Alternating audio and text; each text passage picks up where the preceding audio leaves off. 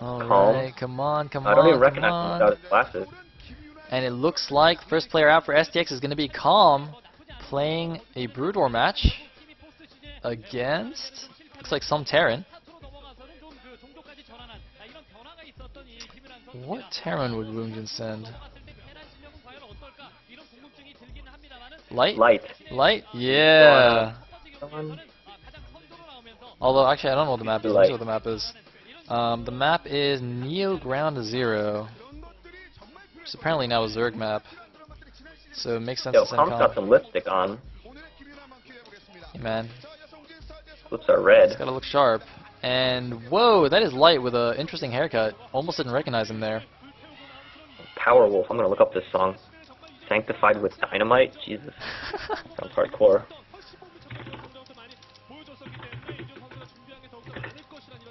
Zero, zero.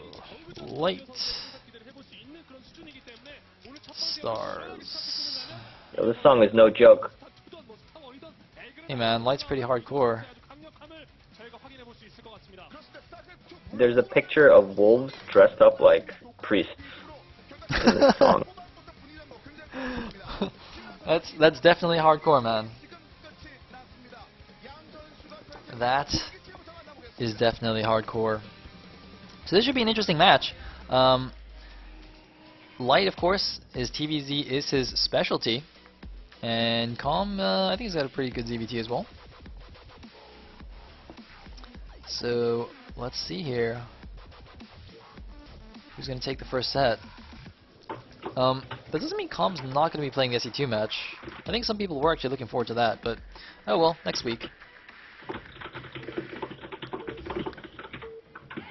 And here we go into set number 1. In the top right corner as the orange Zerg, we do have Calm playing for STX Seoul. And that would mean his opponent will be the yellow Terran in the bottom left. Light. So we're cross map on ground, or cross positions on ground 0 rather. And the original version of this map that was used in the last season of Pro League was pretty skewed towards Terran. I think I said this earlier in the cast, but it was something like 12 and 2 TVZ at one point. But the recent changes have definitely fixed that. In fact, a lot of people are calling this Neo Zerg Ground Zero or something like that. I can't remember. But we shall see if Light can overcome that perceived map imbalance. Of course, his TVZ is pretty Gosu.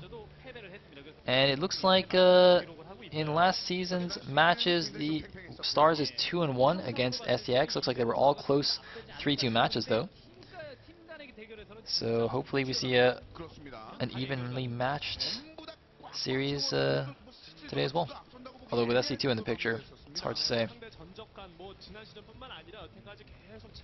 I think STX probably has to win the Brood War if they want to win this, because supposedly Wongjin's good at SC2, right?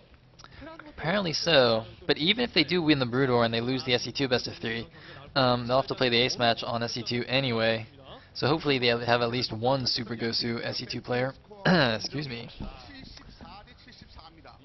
Ooh, gas. Maybe he's going factory. Nice.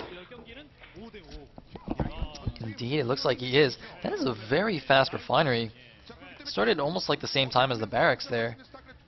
Interesting. Is that going to be some kind of 2-port Wraith? Gas heavy build? Let's see. He has built the depot already. Yeah, he has. Okay, so it's not any kind of crazy 10-fact build, but let's see what he does here. Anyway, 12 hatch for Calm. Standard stuff, and scouting with a drone at the same time. Overlord going to the top left, drone going to go across map. And he's going to scout his opponent, now taking the gas. Actually, it's very interesting that the drone goes cross map rather than to the bottom right. I think that's because you'd expect the Terran to scout vertical positions on this map, so The Terran didn't notice the Overlord. He should have changed his scouting pattern. yeah, that's an excellent point. That's a bit of a Calm rookie changed mistake. the Overlord direction immediately when he saw this SCV, so maybe he didn't see it quick enough. Yeah. Maybe he thought it was coming from top left. Well, looks like Marine running around patrolling the side of the base. There's nothing there though. And looks like a gas already for Calm, so it looks like it's going to be some kind of 2-hatch build here, which we did see from Su on this map against C. So he's going for some early aggression here, probably going to go for 2-hatch Mutalisk, try to do some nice harassment, take advantage of the new mineral formation at the natural, which has been changed on this new version to be easier to harass with Mutas. Meanwhile, SEV is going to sneak into the base though, so he's going to see this 2-hatch play from Calm and should be able to respond accordingly. Yep, the lair has already started. A couple of Marines actually heading over to 9 o'clock. I think they might be trying to snipe that Overlord, but it's already in position over the cliff, so they won't be able to get it. And he's got to be a little bit careful. I mean, his SEV sees the Zerglings are still in the Zerg's main, so he knows that they won't be out on the map to kill his Marines, but it's still a little bit risky. And looks like we actually have an expansion here, so it's just going to be a 1-fact expand using the Vulture to ward away the Zerglings. Curious about the follow-up though. I still feel that the gas was a little bit early.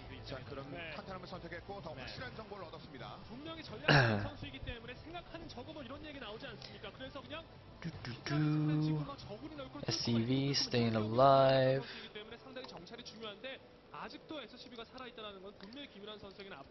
This is a build where he gets Valkyries. Yeah, that's possible. That would actually be really effective against a 2-hatch Muta. And looks like a Vulture is out on the map now. He's getting an upgrade there. I wonder if it's going to be speed or mines. Is there any sunken up yet at the Zerg's base? Oh, looks like the Marine's actually going to catch an Overlord here. I think they might actually get it. Overlord, not sure which way it should go. I think it's going to get taken down, and yes, indeed there is. I think it's probably a Hydra Den as well, or an Evo Chamber to help block that a little bit, prevent the run by, and the Overlord does get taken down. And that's actually a huge blow against Calm here. When you're going for a 2-hatch build, your economy is already, you know, hurting a little bit, so you really don't want to have to remake that. Just now adding a 3rd hatchery. And I haven't seen a Spire yet, but I assume that it is going to be a fast Spire. Not sure. Anyway, he sees the Vultures. They are actually speed upgraded. Jesus. Okay. Oh, man. Looks like you're slightly ahead of me, Abid. That's yeah, maybe. Alright.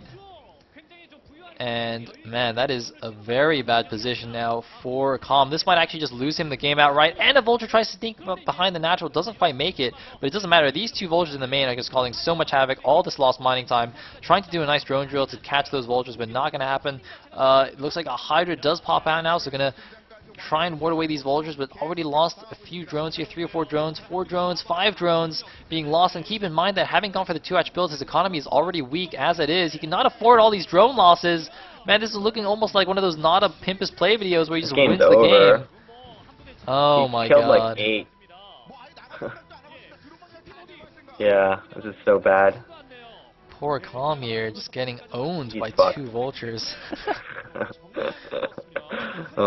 Putting it poor nicely Calm. indeed. He's down to 16 supply against 38.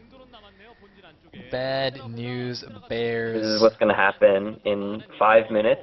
He's going to move out with a bunch of mech, and Calm is not going to have anything. He's going to die. Yep, and sniping yet another Overlord, although I guess he didn't really need it, considering he lost so many units anyway. Not even close to being supply blocked. Oh, he's going to get one more. The drone. Why did he sacrifice that Overlord? It's like, yep, he's making units. Like, just to make sure what he's doing. That light is not terrible. Just had to convince himself. Yeah.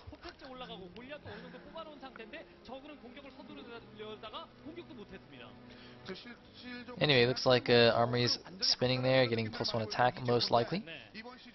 Might just wait for that to finish and then just go attack with the +1 upgrade and just go kill Calm. I mean, he can kind of do whatever he wants at this point, as Hobbit said. Calm is pretty far ahead. already dead, essentially. What I would do if I was Calm is get Lurker and then do this crazy hold Lurker trap and try and just trap his entire army. That's like the only chance I think he has. That would be a good plan. Although, I mean, mech units are very durable, so even hold Lurkers aren't necessarily that effective against them. Although, yeah, some kind of tricky maneuver. Oh, he's getting a 3rd. Yeah, he's dead.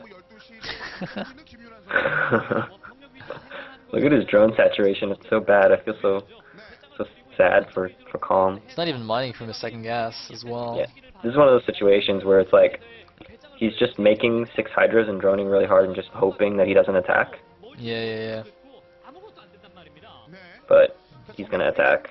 Drone and pray. Drone and pray. SCV coming in here to the natural, gonna get intercepted by a couple of Hydralisks. And boom, does not get to see the third base, but he might just judge from the position of those Hydralisks that it's quite possible that that base has in fact been taken. Yeah, A lot of there he Goliaths. goes, I guess. And, well, this is actually not that many. It's a control group of Goliaths moving out. Now, the +1's not quite finished. I assume that +1 will finish while they're walking across the map. If he attacked right before that finished, that'd be a little bit silly. SCV, meanwhile, now going in and scouting that base, so he knows what's up. The Goliath's splitting up a little bit. I don't like that. If Calm, got lucky and had his Hydras in the right position, he might have been able to snipe half of that group. You need a decent number of the Goliaths to make them effective against Hydralisks. Anyway, they're moving in Goliaths are here. actually pretty good against light Zerg units. Yep, They're actually pretty good against Lings and Hydras. They have a longer range than Hydras, and they have a lot more HP. So, yep. Yeah, this game's Calm's let's hope he doesn't attack strategy backfired. Yeah, and it seems that's a bit of indecision here. No, he's just going to split up his forces, send 3 Goliaths to take down that hatchery, send the rest to attack the front. And Calm just instantly GG's, doesn't even wait to be killed here. Wow. Very quick GG there from Calm. I mean, he was dead anyway, but the offensive pro game is trying to hang on a little bit longer. So Light will take game number 1 for Wongjin Stars here, putting them up 1-0 in the Brood War best of 3. For the StarCraft 2 players watching, the reason why it's like so much harder to recover drones in StarCraft 1 is that you just simply don't have the larva to do it. You can do it in StarCraft 2 relatively easily because of injects. You just have more larva, so you can